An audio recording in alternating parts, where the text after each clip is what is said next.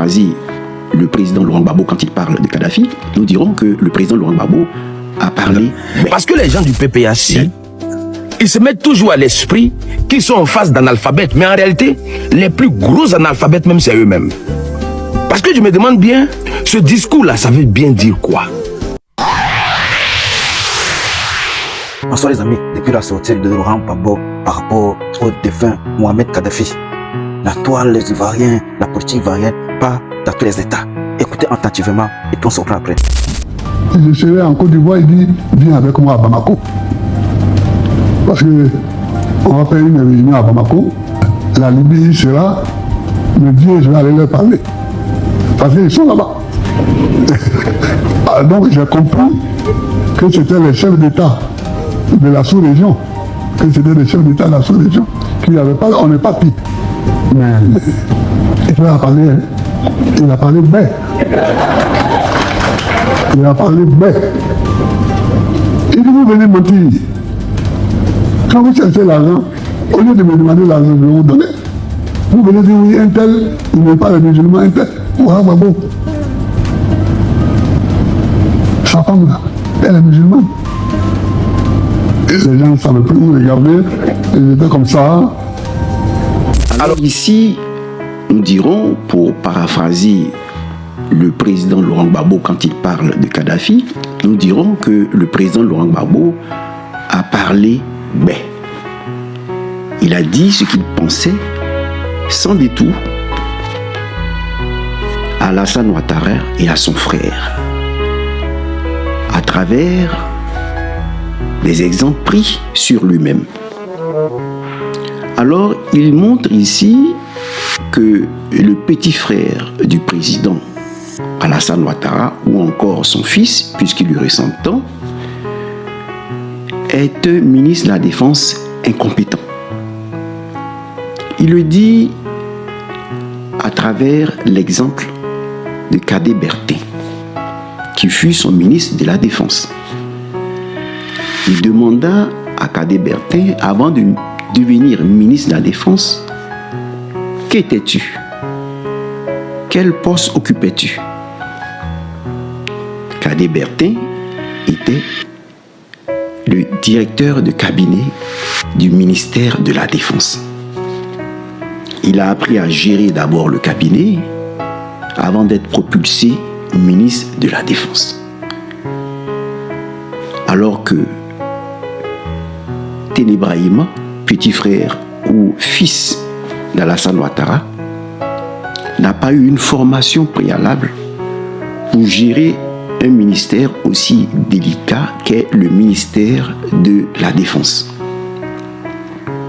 Et le président Laurent Gbagbo nous donne des exemples précis pour nous dire comment ce dernier s'éloigne de la Constitution, de la loi. Il prend des exemples liés à sa propre vie. Quand il dit que son oncle maternel, Gris Camille, était le premier ministre du Travail de la République de Côte d'Ivoire. Mais ses relations avec son oncle se sont détériorées, surtout en 1990, parce que le président Laurent Gbagbo a été à l'origine de l'année blanche, parce que il y avait des soulèvements populaires pour demander au parti unique, au président Houphouët-Boigny, de penser le multipartisme, de consolider la démocratie, sinon d'arriver à la démocratie, parce qu'on ne parlait pas alors de démocratie. Et il y eut une année blanche qui dura pratiquement 6 mois, en 1990. Et le fait d'avoir suscité ce soulèvement populaire, cette année blanche, a été à l'origine de la séparation au niveau de la famille et sa séparation, de son divorce pratiquement d'avec son oncle maternel Gris Camille. Ils ne se fréquentaient plus. Il donne un deuxième exemple pour nous faire comprendre qu'il nous faut éviter ce type de comportement. dit, son père et lui, le père le président Laurent Gbagbo et Gris Kami ont été emprisonnés. Quand ils sont revenus de la prison, son père à lui ne voulait plus entendre parler du PDCI-RDA, pendant que Gris Kami, lui, est retourné au PDCI. Langage vérité. Le mensonge peut donner des fleurs, mais jamais, je dis bien, jamais des fruits. Vous venez d'entendre, parce que les gens du PPAC, ils se mettent toujours à l'esprit qu'ils sont en face d'analphabètes, mais en réalité, les plus gros analphabètes même, c'est eux-mêmes. Parce que je me demande bien, ce discours-là, ça veut bien dire quoi? Parce que ce qui précède ce fragment que je viens de vous partager, il expliquait que des gens sont allés le voir pour lui dire que non, Laurent Gbagbo n'aime pas les musulmans, tout ça. C'est ce qui a poussé Kadhafi à financer la rébellion et à pourvoir en âme les rebelles. D'accord.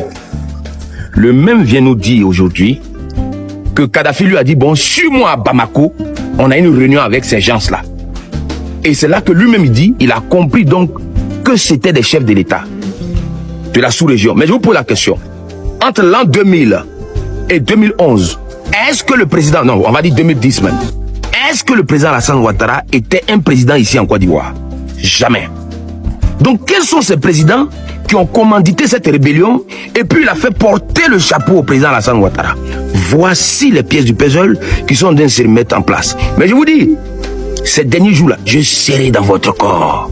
Parce que chaque jour, je vais écouter un peu plus un fragment de son discours. Aujourd'hui, là, vous allez en savoir plus. Mais, on s'arrête là pour aujourd'hui. On s'arrête là pour aujourd'hui. Et je peux vous dire, consolez-vous, hein. Consolez-vous pour vous mentir que non, le président Alassane Ouattara est le responsable de la rébellion. Mais, vous utilisez toujours Kone Zakaria, qui a dit non, on se bat pour le président Alassane Ouattara. Mais quand les fans de Imra et de Didi B vont se battre pour eux là, c'est eux qui les envoient. Je vous pose la question. C'est eux qui les envoient. Arrêtez un peu là. Élevez un peu le niveau, c'est des arguments trop légers justement. Et ça donne, ça dit que ça arrêtez un peu, arrêtez. Ouais, c'est chaud. Je sais pas pourquoi ça sortit et médiatisé comme ça et repris partout. Merci beaucoup les amis. Restez toujours à l'écoute. Je vous en prie de vous abonner et de partager ces informations. Nous sommes toujours ensemble. Portez-vous bien.